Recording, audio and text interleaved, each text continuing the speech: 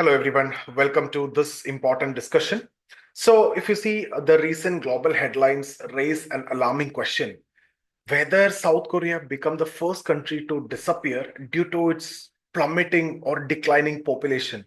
See, this may sound exaggerated, but experts warn that its population decline could render the nation almost invisible in the coming decades. Now, for India, if you see, this is not just South Korea's problem. It's a crucial concern and it's a crucial lesson. So, if we don't act wisely, a similar fate might await us in the distant future. So, let's try to understand the implications and also try to learn from South Korea's mistakes.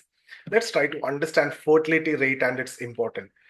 Okay, why it is important. So, see, the core of South Korea's crisis lies in its fertility rate. Currently, it's very shocking that is 0.78, which is far below the replacement rate of 2.1. And this replacement rate ensures that a population remains stable over generations. So when fertility rates drop below 2.1, population shrink and societal structures crumble. So for instance, if you see South Korea's population, which stands at 50 million today, is projected to drop to one third by the end of the century.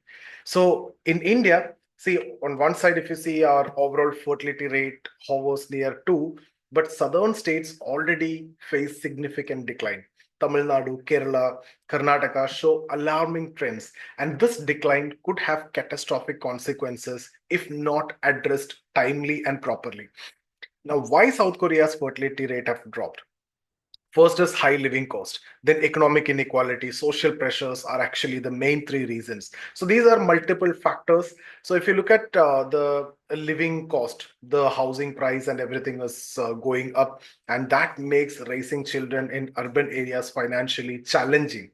And families struggle to afford the adequate space, which again leading to reluctance to have more than one child.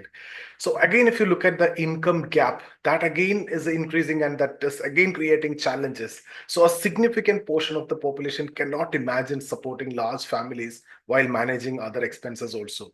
Again, societal pressure, if you see cultural norms and workplace discrimination against women with families further again discourage childbirth. So all these are factors which are contributing to the reducing fertility rate. Now, what are India's challenges and opportunities? India faces a unique dilemma. So, states like Uttar Pradesh and Bihar still remain high fertility rates, but southern states are heading towards steep population declines. If you see Tamil Nadu, Kerala, Karnataka, there is a decline in population as well as the fertility rate. So, the disparity in fertility rate across region pose long-term economic and demographic challenges. Now, what are the key challenges if you see? It could be urban overcrowding and rising cost. So just like what we discussed in case of South Korea, India's urban centers are becoming unaffordable for families now. And you see, income inequality. Time magazine recently highlighted India's stark income inequality and claiming it's actually worse than during British rule. So wealth is concentrated, leaving the middle and lower classes with limited resource for family planning. So again, that is one of the most important reason, that income inequality. So what India must learn how to prevent the population crisis. See, to avoid the fate that South Korea is going through, India must take proactive measures. What can be done? Reduce income inequality, which is again one of the most important proactive measures can be done. So policies should be there which must address the wealth gap by improving wages for the lower income group and ensuring equitable access to resources to all.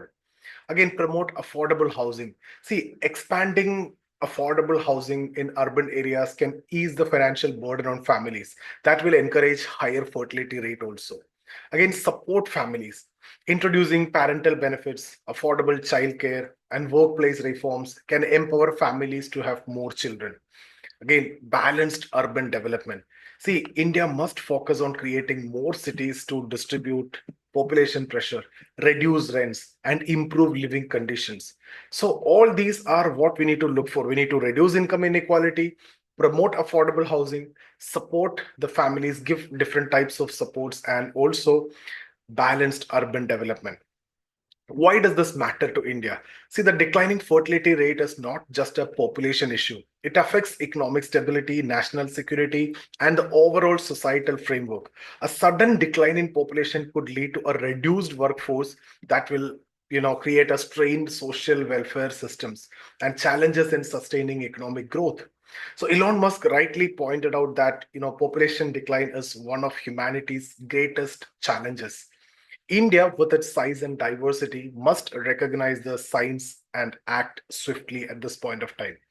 So, guys, South Korea's population decline is actually a wake up call, not just for India, but for the entire world. The right policies and timely intervention can prevent such crises. As India stands at a demographic crossroads at this point of time, it has the opportunity to learn, adapt, and ensure a stable future. So, what do you think? Can India balance its, growing economy with sustainable population trends? Share your thoughts in the comments. So that's about this session, guys. Thank you so much for attending. In case if you're looking for civil service mentorship, the details are given in the description. Check out that. So see you in the next video.